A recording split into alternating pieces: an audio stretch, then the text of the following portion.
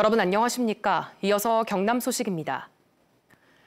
최근 국내 조선업계는 잇따른 흑자 전환으로 불황 탈출을 기대하고 있습니다. 하지만 용접과 도장 등 배를 만드는 데 필수 인력인 숙련된 하청 노동자들은 여전히 고된 조선업 현장을 외면하고 있는데요. KBS는 지난해 옛 대우조선해양 하청 노동자들의 파업 1년 이후에도 여전히 열악한 조선업 숙련공의 저임금 실태와 정부 대책을 짚어봅니다. 먼저 이형관 기자입니다. 용접 경력 15년 차 조선업 하청 노동자 박광수 씨의 지난 5월 임금 명세서입니다. 시급 1,700원, 올해 최저임금인 시간당 9,620원보다 고작 1,000원 더 많습니다. 세금과 4대 보험료 등을 떼고 나니 손에 쥔 돈은 250만 원 남짓. 박 씨는 하청 노동자 상당수가 잔업이나 특근, 배달 아르바이트를 하며 생계를 꾸린다고 말합니다. 20년 넘게 한 사람도 최저시급 받고 있는 사람들이 수두룩하거든요. 대리운전 하시는 분들도 있고요. 회사 끝나고 나면은 오토바이 타고 배달 일 하시는 분들도. 이대로 살 수 없진 않습니까? 하나오션으로 이름을 바꾼 옛 대우조선해양 하청 노동자들은 지난해 51일 동안 파업을 하며 이런 현실을 세상에 알렸습니다. 정부도 상생협의체를 꾸려 하청 노동자의 임금을 현실화하겠다고 약속했습니다. 하지만 정작 하청 노동자들은 크게 달라진 것이 없다고 말합니다. 원하청 구조로 이루어진 조선업에서 하청 노동자의 임금을 올리려면 기성금인 공사대금을 먼저 올려야 하는데 원청인 조선업체들이 과거 누적 적자 등을 이유로 대금을 충분히 지급하지 않는다는 겁니다. 기성금을 가지고 회사도 운영해야 되고 직원들한테 나눠서 임금을 책정해야 되는 부분이기 때문에 대표로서는 어떻게 할 방법이 없다라고 지금 이야기를 하고 있는. 조선업 불황기에 현장을 떠난 숙련공들은 최근에도 다시 돌아오지 않습니다. 낮은 임금과 노동 강도 때문입니다. 일당을 올줄 생각을 안 하고 계속 이 돈 주고 와라 하잖아. 이제 조선을 안 올라가는 거라 다시 대접은 안 해주고 그만큼 돈도 안 되니까. 노동 집약 산업인 조선업의 한 축을 담당하는 하청 노동자들. 2015년 13만 3천여 명이었던 이들은 지난해 4만 5천여 명으로 급감했습니다. KBS 뉴스 이형관입니다. 일감은 넘치는데 정작 일할 사람이 없는 현실. 정부는 이주 노동자 투입을 해법으로 제시하고 있습니다. 하지만 이주 노동자들도 녹록지 않은 현실에 한국에 온 것을 후회하고 있는데요. 이주 노동자들을 활용해 국내 조선업계의 인력 부족 문제를 해결하는 것은 미래 경쟁력을 더 떨어뜨리는 원인이 될 수 있다는 지적도 나옵니다. 이어서 최진석 기자입니다. 올해 초 전문 인력 취업 비자 E7으로 거제의 한 조선 협력업체에 취업한 스리랑카 출신 용접공 A씨. 20여 년 숙련공인 A씨는 현지 소개업체에 1,000만 원이 넘는 수수료를 주고 한국에 왔습니다. 현지 소개업체는 한국 조선소에서 일하면 한 달에 600만 원을 벌 수 있다고 제안했기 때문입니다. A씨와 함께 온 다른 숙련공 2명도 빚을 내 수수료를 건네고 국내 조선업계에 취업했습니다. 에이전시 사람한테 전 250만 원 줬어. 지역가에서 우리한테 한달 전화니 600만 원 받을 수 있어라고 이야기했어. 이들은 실제 얼마를 벌까? 지난해 말 작성한 이들의 근로계약서. 기본급과 연장근로 수당을 합쳐 한 달 통상임금이 270만 원이라고 적혀 있습니다. 관련 지침에 따라 조선업에 종사하는 이주 노동자가 최소한 받아야 하는 급여는 1인당 국민 총소득의 70%인 약 250만 원. 하지만 기본급만 시급으로 따져보면 올해 최저시급보다 500원가량 낮습니다. 해외 숙련 노동자가 국내 최저시급조차 받지 못하는 겁니다. 게다가 이들 다수는 한국어에 익숙하지 못해 동료들과 소통이 어려운 데다 안전사고 우려도 적지 않습니다.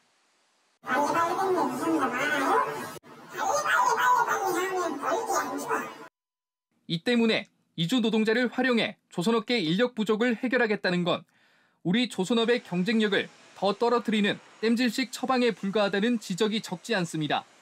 임시방편 인력으로는 그 고부가가치 기술력을 항시적으로 유지하기는 어렵다고 봅니다. K조선의 기술력을 확보하는 데는 근본적인 대책이 안 된다고 생각합니다. 현재 국내 대형 조선업계에서 일하는 이주 노동자는 5,100여 명.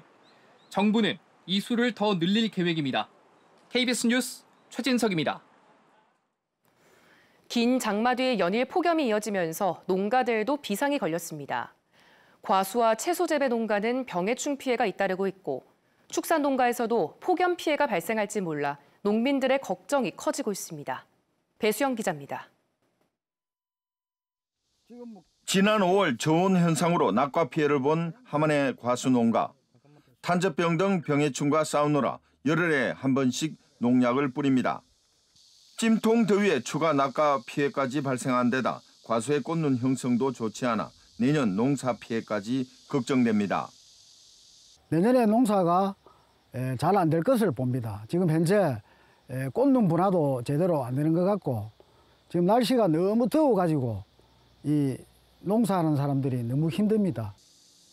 고온 다습한 환경에 수확을 앞둔 고추밭도 비상입니다. 뿌리호흡 장애에 풋마름병이 빠르게 확산하는 데다 탄저병과 수분 부족에 따른 잎마름 현상까지 잇따르고 있습니다. 하루하루 더위와 맞서 싸우는 축산 농가도 사정은 마찬가지. 축사마다 선풍기를 틀거나 물을 뿌리는 등 한우 체온을 낮추는 데 안간힘을 쓰고 있습니다. 한우의 적정 사육 온도는 25도 안팎이지만 30도 이상 고온이 계속되면서 한우 번식률이 크게 떨어지는 등 추가 피해가 발생할지도 모릅니다. 봄, 가을, 겨울에 비해서 현저히 떨어지니까 한 수정률이 한 40% 이 정도 되니까 수정률이 아무래도 수정률이 많이 떨어진다고 봐야 되죠. 그게 제일 어려운 거고. 땀 흘려 키워냈지만 제값을 받기 힘든 현실에 잇따른 기상이변으로 힘겨운 농민들. 농민들의 고된 여름나기가 계속되고 있습니다. KBS 뉴스 배수영입니다.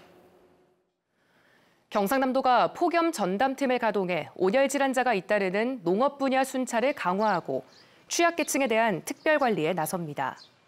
또 각 시군에 지원한 폭염 대책 관련 예산도 기존 19억 5천만 원에서 추가 지원을 검토하기로 했습니다. 경남의 온열 질환자는 그제 3명이 추가돼 올해 들어 누적 105명으로 집계됐습니다.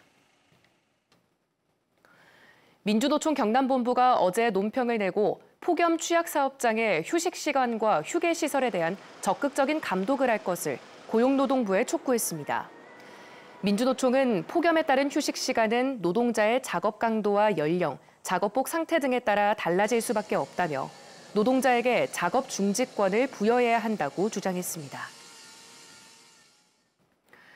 경남은행이 직원의 560억 원대 횡령과 유용 혐의로 검찰과 금융감독원으로부터 대대적인 조사를 받고 있습니다. 이 부정행위가 장기간 진행됐는데도 은행 측은 최근에야 적발할 정도로 내부 감시망이 허술했습니다. 천연수 기자가 보도합니다. 서울에 사무실을 둔 경남은행 투자금융부입니다. 금융감독원은 이곳에 근무하던 이모 씨가 2021년 7월과 지난해 7월 두 차례에 걸쳐 고객 돈 326억 원을 횡령한 혐의가 있다고 밝혔습니다. 고객이 인출할 수 있는 자금 700억 원 가운데 자금 인출 요청서를 위조해 자신의 가족이 대표인 법인 계좌로 이체한 것입니다. 금감원은 또 2016년 8월부터 10넉 달 동안 또 다른 고객으로부터 받은 대출 상환금 78억 원을 횡령한 혐의도 두고 있습니다. 지난해 5월에도 고객 상환 자금 158억 원을 유용한 혐의까지. 금감원은 횡령과 유용 혐의가 562억 원에 이른다고 밝혔습니다. 이 씨가 거액을 움직일 수 있었던 것은 최근까지 15년 동안 투자금융 업무를 맡아왔기 때문. 고객이 통장 잔고와 입출금 내역을 곧바로 확인하는 일반 예금과는 달리 은행이 자금을 통제하는 투자금융의 허점을 이용한 것입니다. 올해 이 씨의 업무가 바뀐 뒤에야 횡령, 유용 혐의가 드러난 것입니다. 이 씨는 지난달 20일 이후 잠적한 상태, 출국 금지 조치가 내려졌습니다. 경남은행은 횡령한 자산 환수에 나서는 한편 내부 감시를 강화하겠다며 지역민과 고객에게 사과했습니다. 고객과 지역민께 심려를 끼쳐 송구스럽습니다. 이런 일이 재발하지 않도록 내부 통제 분석팀을 신설하여 내부 통제를 더욱 강화해 갈 것이며 금융감독원은 경남은행 본점에 대규모 검사반을 투입해 내부 공모 가능성과 추가 횡령 사고 등 투자금융 전반을 조사하고 있습니다. 서울중앙지검 범죄수익환수부도 경남은행 등 10여 곳에서 관련 자료를 확보해 수사를 확대하고 있습니다. 금융감독원 조사와 검찰 수사에 따라 경남은행의 투자 금융 부실이 더 드러날 가능성도 있습니다. KBS 뉴스 전현수입니다.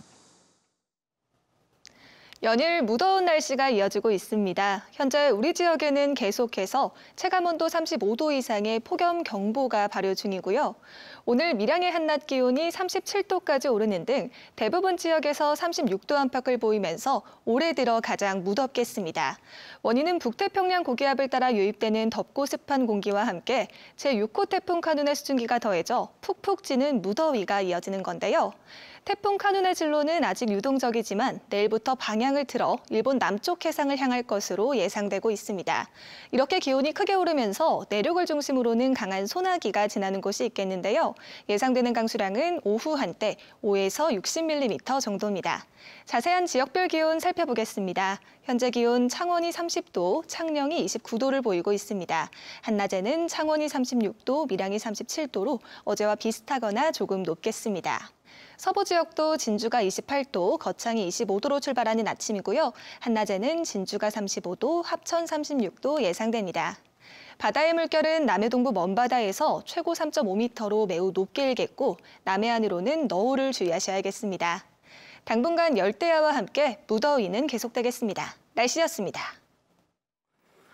어제 저녁 6시 반쯤 남해군 남해읍 한 도로에서 승용차가 인근 가정집 LP가스 공급 배관을 들이받았습니다. 이 사고로 가스 배관 일부가 파손되면서 주변 상가와 가정집 400여 곳에 가스 공급이 2시간 동안 차단됐습니다.